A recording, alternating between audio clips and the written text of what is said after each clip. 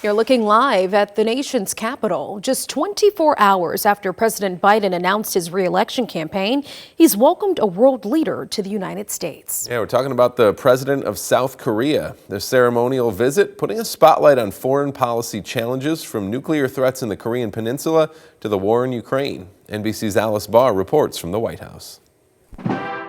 On his first full day as a declared 2024 candidate, President Biden shifting focus back to his official duties, hosting South Korea's president for a state visit at the White House.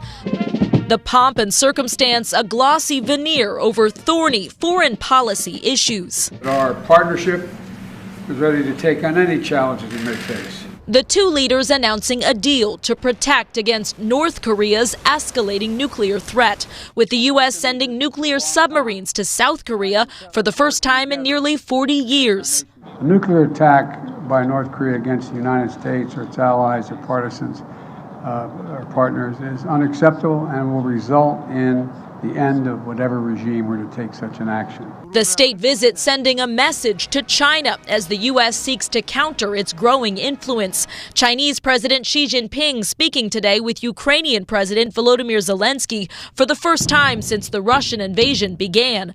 The Chinese leader appealing for negotiations between Moscow and Kyiv, though China's strengthening ties with Russia and refusal to criticize the invasion have called into question whether it can act as a neutral peace broker. The Republic of Korea's strong support for Ukraine is important because Russia's flagrant violation of international law matters to nations everywhere. Global challenges front and center, with President Biden's policy choices under even more scrutiny as he vies for 4 more years as commander-in-chief.